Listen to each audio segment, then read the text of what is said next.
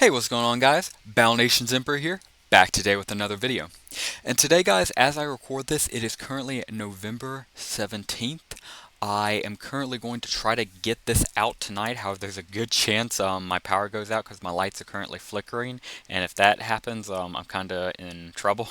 But anyway, as I record this right now, it is currently the 13th anniversary of Battle Nations. The 13th. And I thought that was pretty crazy. I just wanted to do a quick video on it because I unfortunately didn't see a lot of people talking about it in the subreddit. I saw a few people talking about it in the Discord, but just not that terrible much hype around it. And of course, I imagine that because, of course, the beta's still not here. But even with that, I still felt a little, I guess you could say sad. I wanted to see some more content, so I decided, heck, might as well make it myself. If you want something, gotta do it yourself sometimes. So that's what I decided to do here. And wanted this to be one of my regular, guess you could say look back videos, retro videos, but just for the entire game. I want to quickly go over the Battle Nation story for anybody who doesn't know it, maybe cover some important events for people who might have just forgotten it, or for new players who might, want to hear the story, and just cover about, what was the rise of Battle Nations, what was the fall, and truly what we're looking for in the future, because of course, I know a lot of people want the beta to come out. I know a lot of people are scared if the beta is making progress. How's the beta coming up? And I got a lot of good stuff to say, but first let's just jump right into the story. So the story actually begins a little bit before Battle Nation itself, believe it or not. The story officially begins on November 15th, 2010, a whole 1 year, over 1 year before Battle Nations came out, a whole 1 year and 2 days. This was the day, November 15th, 2010, that Trade Nations came out. Of course, if any of you might hear that name and think, huh, it sounds familiar, it's because it was a game made by Z2, the same makers of Battle Nations, but they made this almost exactly 1 year and 2 days before Battle Nations. It was called Trade Nations, and beside having half the name of Battle Nations, it was very similar to Battle Nations in some of its base mechanics. You built up a base pretty much like I'm doing right now, and ironically, you gathered resources like I'm building resource, gatherers right now of various different kinds. And once you got these resources, you traded them with other players, built up a small community, and various so on and so forth. But there's one big problem with this game from the community's point of view and the developer's point of view. That being that there wasn't enough violence, and while that might sound quite silly, I mean, genuinely though, this was mobile games back in 2010, straight, literally 2010, near the end of it going in 2011. People wanted action, people wanted violence, especially in their mobile games, which, was at this time a super small emerging industry.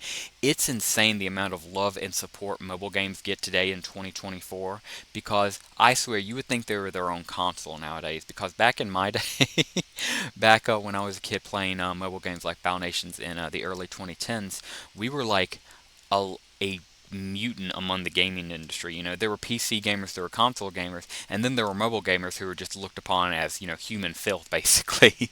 We had no rights, basically, and we, kind of just had to, take with what we could get. But in that hyperized, action type violence environment, one of the things that kind of stood out to a lot of people was, the violence. I guess say, the aspect of, dominating. Because keep in mind, the number one games at this time are Fruit Ninja, Clash of Clans, Jetpack Joyride. This is the golden age of mobile gaming, and a lot of it revolves around high impact, quick, gameplay. So Trade Nations, for the great builder that it was, and base building, it didn't have any violence. So you probably already see where this is going.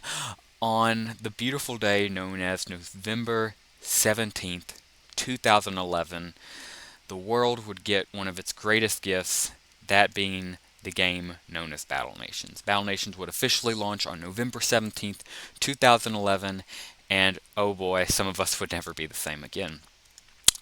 It was perfect. I mean, I don't mean to sound like that Homelander meme, because I know that's basically every single one of my videos, but genuinely, it was so unbelievably good. The base building carried over perfectly from Trade Nations. The turn-based combat was iconic. There were so many different things that they added to it. They added boss strikes extremely quickly early on, and they started that up as a monthly series. They added limited edition units, limited edition events, Christmas events, of course the very famous Infected Halloween event. they just dominated. This game would be featured as Apple's game of the choice, gamer's choice. I don't remember exactly what they called it. If somebody does, please comment it down below. I'd love to reminisce and remember it. But Apple had basically something where they would choose a game of the week on their, app store, and they would showcase it. Battle Nations won it like a dozen times, like literally over a dozen times. I remember counting it, getting excited the first few times, and then after it, I was like, my goodness, they got a stranglehold on this. But yeah, it was an impeccable mobile game.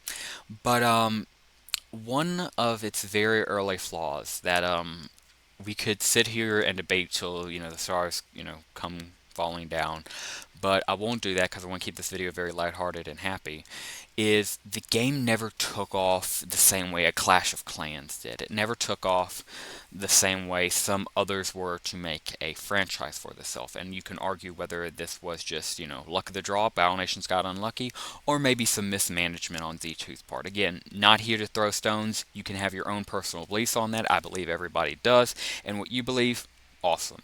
So, for whatever reason, Battle Nation just couldn't keep up with the rest of them, unfortunately.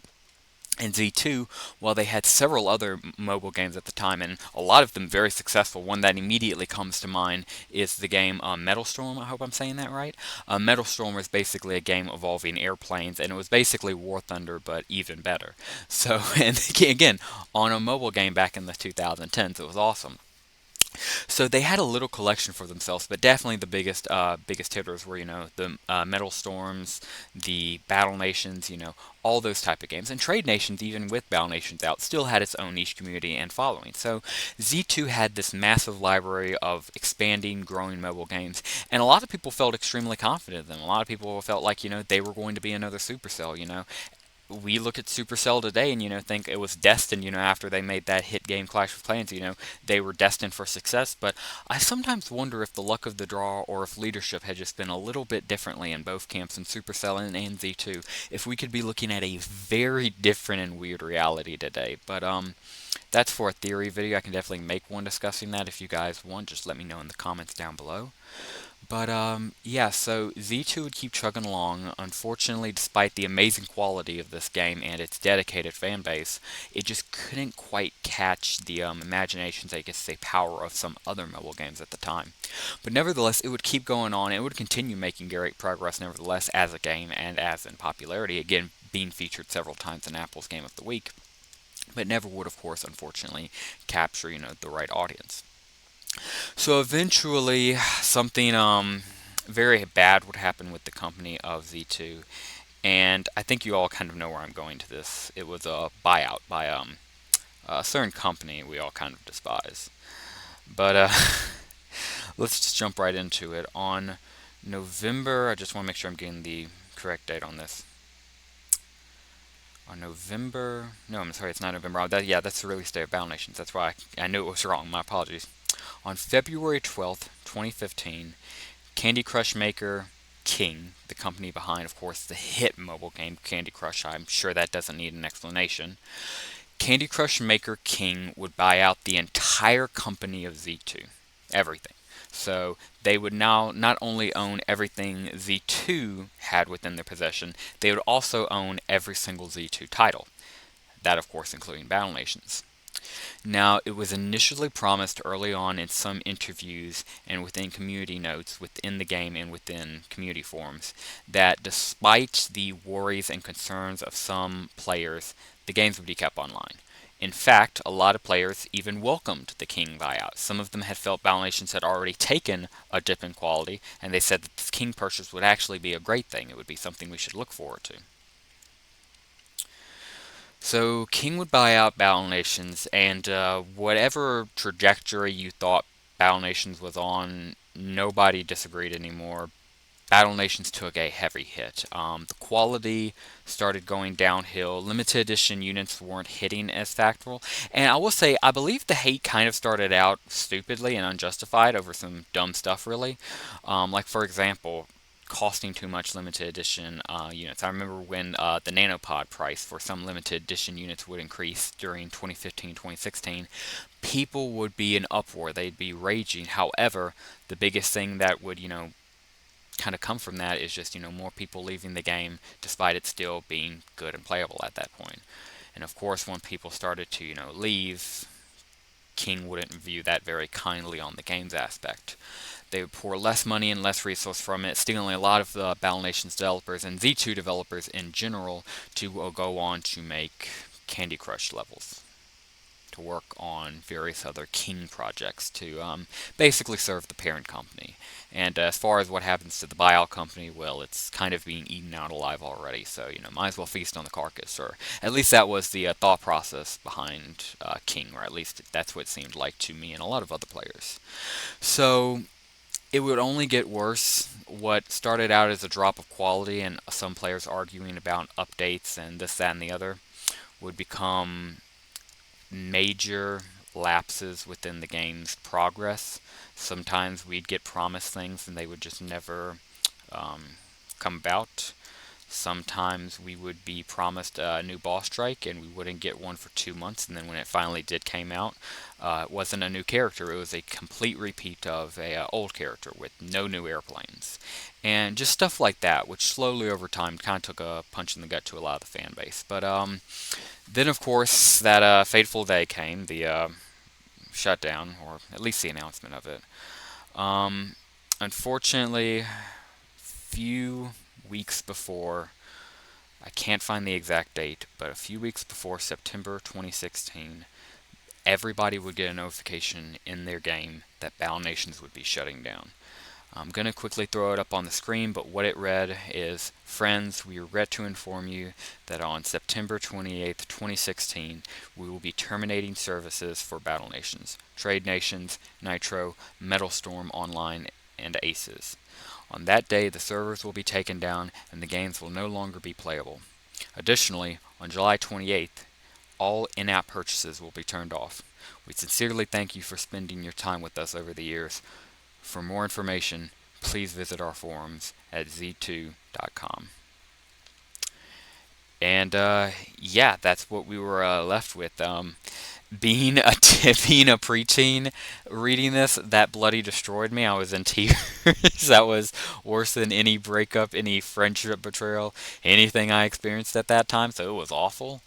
And yeah, I went into the guild, and even the staunchest haters of the game, the people who hated Z2, hated Battle Nations, but they just played this game, da da da da da, all that stuff, were very upset, very sad, because I mean, it's one thing for, the gaming aspect. You're losing a game you love. Of course, that's going to hurt. But a big aspect I don't think a lot of people realized was this was a game people had spent money on, some of them hundreds, thousands of dollars.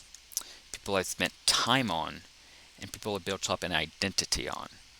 And all of that was taken away in an instant when the game was announced to be shut down. That was a lot for a lot of players to go through. And while it definitely kind of got me out of my gamer phase as a teen and got me doing more productive stuff, so I guess in the end it worked out, but for a lot of players who loved the game, it hurt. And it was kind of hard to justify that. To justify that, everything had been done properly. The one thing I can say was universal about the shutdown is that pretty much the 100% anger and, disdain at Z2 more or less fractured into 100 different views and questions and circulating theories about who was at fault and what really happened. Because everybody blamed Z2, but when it actually went down, everybody was thanking Z2 and thanking the early Battle Nations team for the years and years of gameplay within this amazing game and just everything they had given them. So yeah, after that there was not too terribly much. We all just kind of went our separate ways, at least officially, and that was until some players were kind of fed up with it. A group of developers got together and decided to make a new form of Battle Nations. This happened multiple times. I have found Battle Nations Rewritten, I found Battle Nations Reborn, I found Battle Nations 2, I have seen Battle Nations Standard so many freaking times, but the biggest one would of course come when a group of developers, and this is even on the Battle Nations wiki, group of developers would come together, and actually let me get the official wiki quote for you guys, and this is on Wikipedia if you guys would like to see it. In fact, I'll throw it up right here on the screen real quick. In the years following the closure of Battle Nation, work began on a fan-made remake. A sandbox version of game with limited scope was the re-released and funded by community creators on BattleNet.com. I'm sorry, on BattleNations.net in 2018.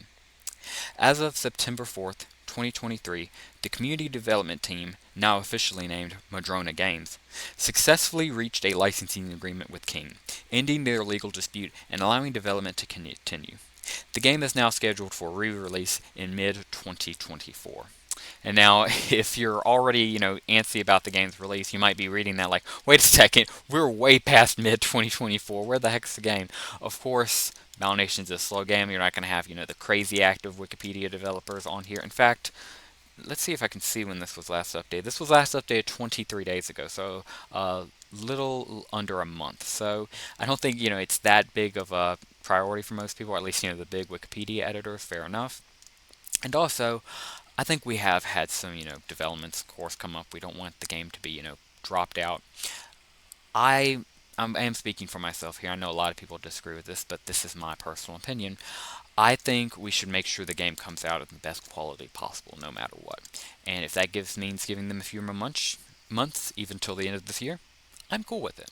Because I'm confident from what this team has shown me that not only can they deliver a good Battle Nations, but that them delaying the game is simply because they know that people's first impression is everything. The second they see the beta, they're going to base all their future opinions off of that. So they want to make sure they get that thing slam dunked, even if it takes, a few more weeks, a few more months. And I completely understand that, and honestly, I kind of agree with that. So, yeah, that's pretty much it for today, guys. Kind of got a little bit somber when I started talking about the King thing and the shutdown. Sorry about that. I just kind of got in my field for a second there, just thinking about everything I lost, and also just looking at this game and looking forward, because I said at the beginning of this video I wanted to end it on a positive note, and I want to continue that. I want to keep that promise, I guess I should say. And that being that we are going to have Battle Nations back. I want everybody to remember that. I know there's a lot of concern, but speaking as somebody who has just had the Patreon, I know I used to say I don't have any insider information. I still don't, but I did recently get the Patreon subscription. I got access to the Patreon subscription, and of course I can't exclude anything out of respect for the developers and my fellow Patreon users, but pretty much all of them will agree with me. In fact, they'll all tell you this in the Discord as well. There's some good stuff going on. The developers are cooking, and I trust to let them cook. So, yeah, that's just about it for today, guys. If you made it all this way through, thank you very much for watching. If you enjoyed it, please consider dropping a like down below and subscribing to the channel if you are new. And with all that being said, that will do it for us today, guys. Thank you very much for watching, and as always, have a great rest of your day.